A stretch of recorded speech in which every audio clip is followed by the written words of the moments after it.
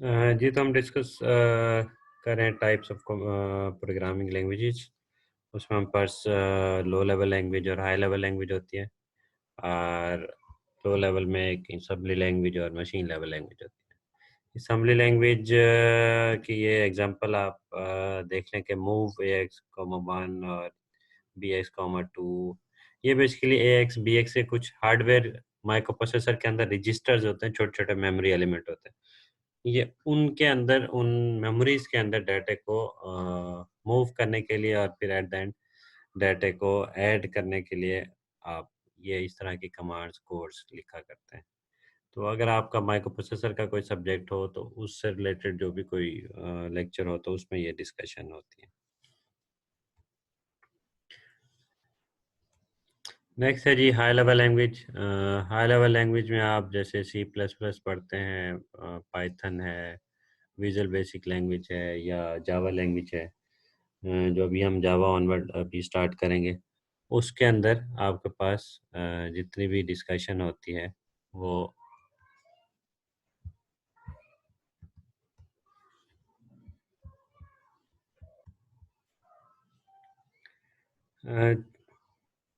High level languages फोर्टान, जावा, COBOL, basic, pascal, ये कुछ languages हैं। जावा भी इसी में आ जाती है। तो ये high level language basically human language से मिलती जुलती, इंग्लिश से मिलती जुलती लैंग्वेजेस होती हैं।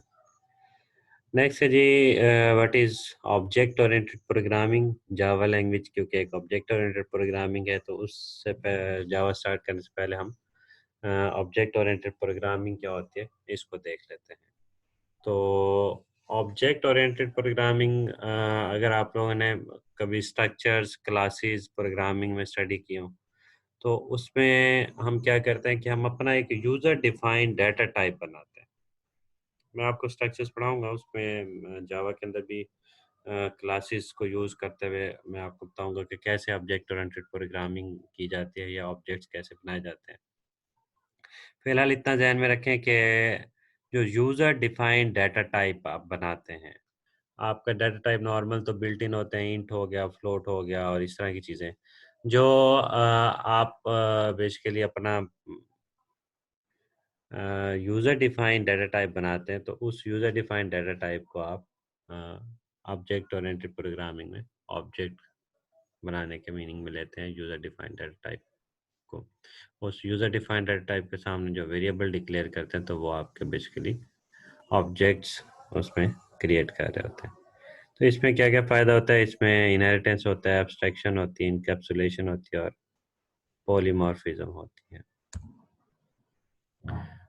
What is Java programming? Java is a programming language that produces software for multiple platforms. When a programmer writes a Java application, the compiled code, known as bytecode, runs on most OS operating system, including Windows, Linux, and Mac वगैरह।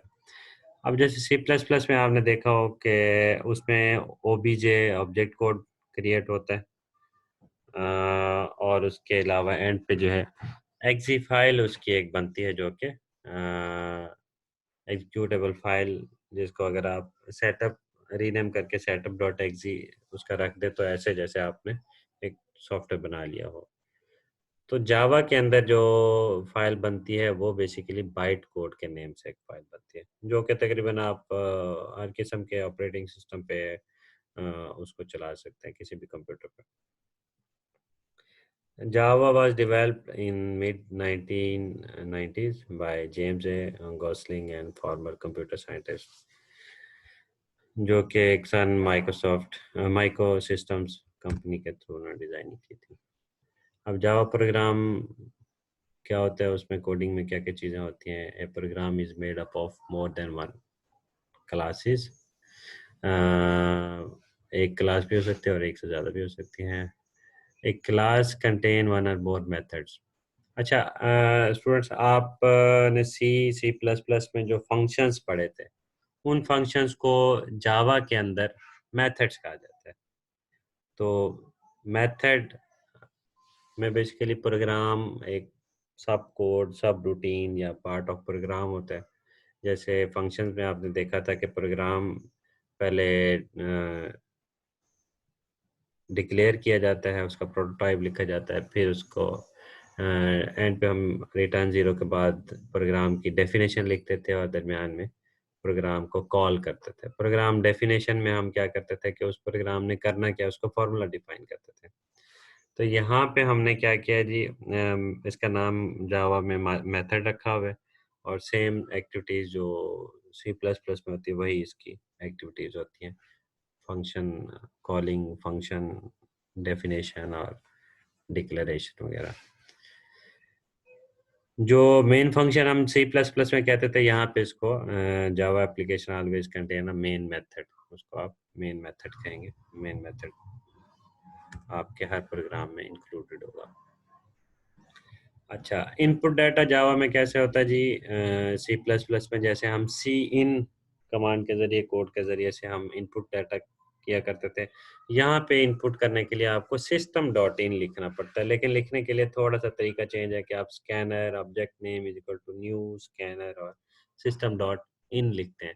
और इस input कराने से पहले, system dot इन लिखने से पहले आप स्टार्ट में एक import Java dot यूटिल dot scanner एक जो है उसकी लाइब्रेरी को इंपोर्ट करना पड़ता है, इसको लिखना पड़ता है। देन उसके बाद कोई वेरिएबल नेम है, object name dot next line, ये चीज़ आप करते हैं।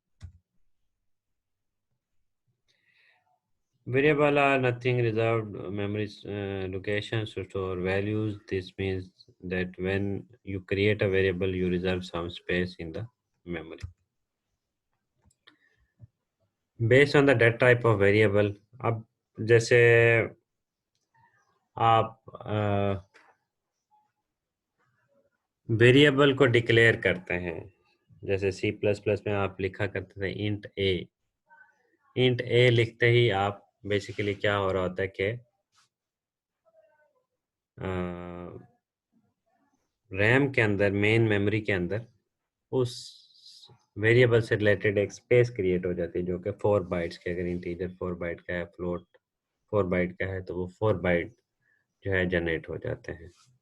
देन उसके बाद 4 बाइट्स की मेमोरी में आप सीन के जरिए वैल्यू को ना कोई असाइन करते हैं या फिर इनिशियलाइज करते हैं। ये कुछ आपके सामने नज़र आ रहे होंगे। बाइट जो है 8 बिट का होता है, short 16 bit. Byte mean 8 bits mean 1 byte, और शॉर्ट 2 बाइट्स का होता है। देन उसके बाद आपके पास इंटीजर है वो 4 बाइट का होता है, 32 बिट्स उसे कहते हैं। एक बाइट में बेसिकली 8 बिट्स होते हैं। सेम ये सारी चीज़ें लिखी हुई हैं इसमें, कैसे यानी कि कौन कौन से डाटा टाइप के अंदर कितना मेमोरी स्पेस उसके साथ एलोकेट की जाती है, रिजर्व होती हैं।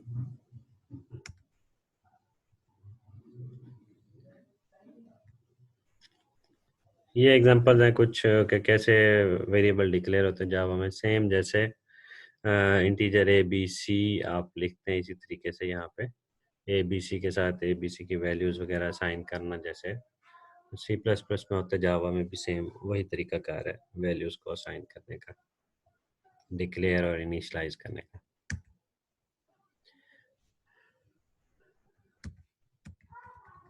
ये एक एग्जांपल प्रोग्राम है, छोटा सा आउटपुट डिस्प्ले करने के लिए, आपको एक सिंपल सा मैसेज डिस्प्ले करने के लिए सी आउट, जैसे हेलो वर्ड लिखा करते थे सी प्लस प्लस में, जावा के अंदर कोई मैसेज प्रिंट करने के लिए आपको जो कोड लिखना पड़ता है वो इस तरीके से होता है कि आप एक सिंपल क्लास बनाते हैं और उसके बाद मेन मेथड डिक्लेयर करके राइट करके उसके अंदर सिस्टम डॉट आउट, जैसे वहाँ पे सी आउट होता था, यहाँ पे system dot out dot print line लिखें और स्मॉल ब्रैकेट के अंदर आप डबल कोटेशन में वैल्यूज लिखें तो आपके पास आउटपुट स्क्रीन पे प्रिंट हो जाएगी।